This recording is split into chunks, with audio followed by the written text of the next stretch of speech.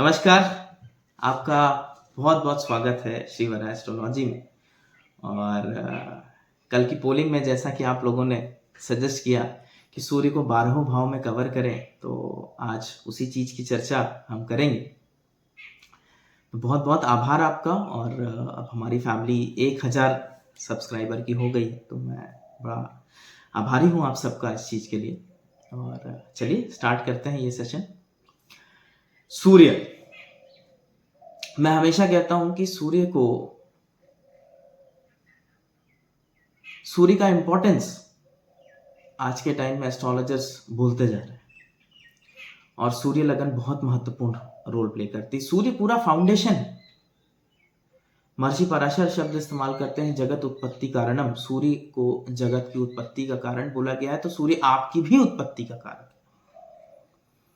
जहां भी सूर्य है, हम उस चीज के लिए बने हैं। सूर्य सर्वात्मा है। आप एक टाइम पे जितने लोगों से इंटरैक्ट कर रहे हैं, जो आपके आसपास भी हैं, ये सब सूर्य है। ये सब आत्माएं हैं, आपसे इंटरैक्ट कर रही हैं। तो आपने किसी को क्या दिया, क्या आपको मिलेगा, ये सब सूर्य से ही देखा जाता है। तो चलिए समझते हैं सूर्य को 12वें भाव में। लेकिन उसके पहले सबसे एक इंपॉर्टेंट चीज आती है। अगर बृहस्पति हो या शास्त्र आप देखें, तो उसमें एक इंपॉर्टेंट चीज है कि भगवान राम को अवतार बताया गया है सूर्य का। आप पूरे अवतार कथन में देखेंगे कि जो भी अवतार होगा उसकी, और जो वो ग्रह है उनकी स्टोरीज में बहुत कुछ कॉमन पैटर्न होंगे। जैसे आप सूर्य की स्टोरी देखें, तो सूर्य भी कहीं ना कहीं उनकी मैरिटल लाइफ, उनकी शादीशुदा जीवन में प्रॉब्लम थी, सेपरेशन हुआ। भगवान राम की भी साथ ही हुआ। भगवान राम के अपने बच्चों के साथ युद्ध करना पड़ा, लवकुश के साथ। सूर्य भगवान भी अपने संतानों से उनकी भी नहीं बनती। शनि और सूर्य की स्टोरी, उनकी कहानी से हम बखूबी परिचित हैं। इसी तरीके से आप देखेंगे कि भगवान राम, किसी भी ग्रह को अगर आपको समझना है तो उसके अवतार को बहुत अच्छे से समझिए कि उसका अवतार क्या कर रहा था। भगवान राम ने हर समय सैक्रिफाइस किया चीजों के लिए, मर्यादा पुरुषोत्तम थे। सूर्य जहां भी है, चीजों का सैक्रिफाइस है। वहां महान बनने के लिए एक सैक्रिफाइस, श्री राम कहलाने के लिए बहुत सारे सैक्रिफाइस हुए, तब जाकर के वो श्री राम कहलाए। तो सूर्य जहां पर भी है, उन सब चीजों में महान तो जरूर बनते हैं, लेकिन वो एक सैक्रिफाइस मांग रहा होता है।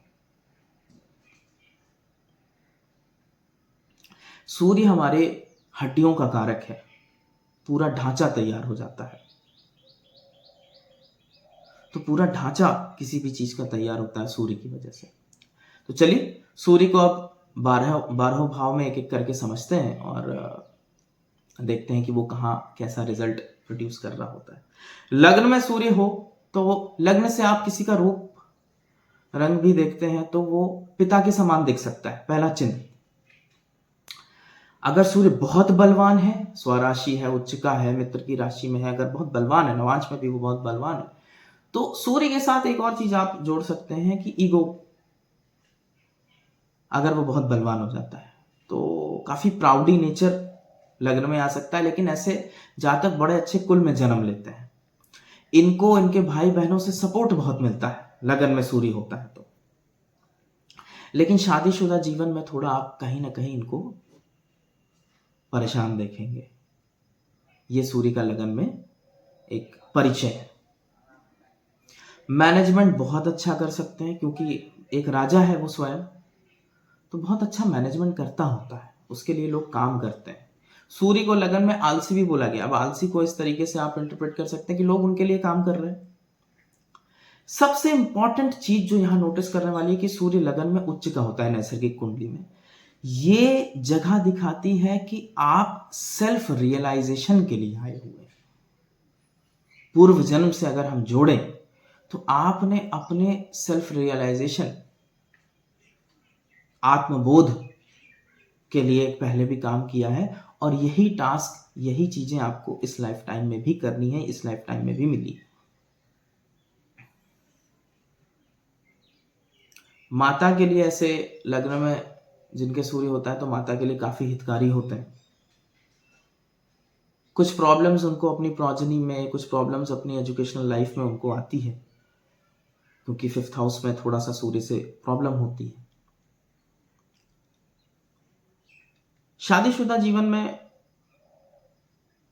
क्योंकि सूर्य का सप्तम दृष्टि सप्तम भाव पे पड़ रहा होता है, तो अब जैसे हमने कहानी में देखा कि भगवान राम और श्री सूर्य के दोनों के ही शादीशुदा जीवन में एक के ताप की वजह से प्रॉब्लम था, तो लग्न में सूर्य में थोड़ा ये प्रॉब्लम आता है। इनके साथ एक और होता है कि कहीं बहुत बड़ी पोजीशन मिलते मिलते इनको रह जाती है या मिलने के बाद वापस ले ली जाती है। ये लग्न में सूर्य करता है। द्वितीय भाव में सूर्य हो, ऐसे लोग देखिए कि अपने परिवार का करने के लिए आए हुए हैं। सबसे इंपॉर्टेंट चीज परिवार का करना है, परिवार के फाइनेंसेस संभालने। लग्न में सूर्य, आप भले ही छोटे हों, आप क्रम में छोटे हों अपने भाई बहनों में, लेकिन एक टाइम पे आपको हेड का पोजीशन मिलता है और रिस्पॉन्सिबिलिटी आपको अपने पूरे परिवार की निभानी पड़ती है। ये लग्न में सूर्य का एक परिचय है। द्वितीय भाव में सूर्य, ऐसे लोगों की जो वाणी होती है वो बड़ी अपलिफ्टिंग होती है, वो बड़ा किसी को बहुत करेज दे सकते हैं। कोई बहुत जीवन में अपने लो दौर से गुजर रहा हो, डिप्रेसिंग दौर से गुजर रहा है, ऐसे लोगों को जिनके सेकंड हाउस में सूर्य, उनसे बातचीत करके आप काफी अपलिफ्टिंग महसूस होता है। ऐसे लोगों के जो छोटे भाई बहन होते हैं उनकी लाइफ में काफी उनका उत्थान होता है, इनकी वजह से ये काफी अपना योगदान देते हैं उनकी लाइफ में उत्थान करने के लिए। और परिवार को आपको संभालना है, परिवार को करना है, फाइनेंसेस आपको उनके संभालने हैं, देखने हैं। ये कुछ सेकंड हाउस में सूर्य का निर्णय है। और इसका जो सप्तम दृष्टि है वो अष्टम भाव के पड़ने की वजह से आपको अच्छा खासा इनहेरिटेंस भी आपको मिलता है। तीसरे भाव में अगर सूर्य है तो ऐसे लोग लिटरेचर बहुत पसंद कर सकते हैं, टीचर हो सकते हैं, टीचिंग की फील्ड में काफी योगदान कर सकते हैं। और टीचिंग अगर ना भी करते हैं तो लिटरेचर वगैरह इनको काफी पसंद होती है। इनको अपने बच्चों से बहुत समर्थन मिलता है, इनको अपने स्टूडेंट से बहुत समर्थन मिलता है। कुछ प्रॉब्लम्स इनके भी मैरिड लाइफ में देखने को आपको मिलेगी तीसरे भाव में सूर्य में। और कुछ स्लीपिंग इश्यूज हो सकते हैं इनको, ठीक है। थोड़ा सिबलिंग्स के साथ, थोड़ा अपने भाई, छोटे भाई बहनों के साथ कुछ ईगो को लेकर के कुछ मतभेद, प्रॉब्लम, ये सारी चीजें भी आपको तीसरे भाव में सूर्य के साथ मिल सकती हैं देखने के लिए। इनकी मदर बहुत ब्राइट होती हैं, मदर इनकी काफी वो राइज करती हैं लाइफ में। अगर वर्किंग है तो थर्ड हाउस सूर्य बहुत अच्छा रिजल्ट दिखाता है। चतुर्थ में सूर्य, आप पब्लिक के लिए काम कर रहे हैं, पिछले लाइफ टाइम में आपने कुछ पब्लिक के लिए काफी कुछ कर रखा है, तो इस बार चतुर्थ में सूर्य मिला है तो गवर्नमेंट जॉब के भी बहुत अच्छे योग बनाता है, क्योंकि 10वें भाव को दृष्टि देता है। और चूंकि चतुर्थ भाव आपके प्रॉपर्टी वगैरह का भी है, तो ऐसी चीजें दिखाता है कि आपके घर के आसपास कोई सरकारी बिल्डिंग हो सकती है, या आप सरकारी बिल्डिंग में खुद रह सकते हैं। और सरकारी नौकरी इसलिए भी दिखाता है कि आपका हो सकता है घर सरकार नहीं आपको दिया, तो पॉलिटिशियंस, गवर्नमेंट जॉब्स, ये सारी चीजें 4th हाउस में दिखता है। ऐसे लोगों को अपने जो जूनियर्स होते हैं, समर्थन करने वाले लोग होते हैं, उनसे काफी सपोर्ट मिलता है। इनको अपने नौकर चाकर या इनके अंडर काम करने वाले लोगों का बहुत सपोर्ट प्राप्त होता है। स्पाउस के लिए ये काफी अपने कुछ करते हैं और उनके लिए बहुत उनका उत्थान करने के लिए बहुत कुछ करते हैं। चतुर्थ भाव में सूर्य, प्रोजनी, जहां संतान की बात होती है वो काफी ब्राइट होती है, लेकिन थोड़ा सा आप देखेंगे कि हो सकता है कि माता की मैरिड लाइफ में, मदर की मैरिड लाइफ में कुछ प्रॉब्लम्स ये 4th हाउस का सूर्य दिखाता है। इसी तरीके से अगर पंचम भाव में सूर्य है तो पंचम भाव में सूर्य आपको मेडिसिन की एजुकेशन, पॉलिटिकल साइंस की एजुकेशन दे सकता है।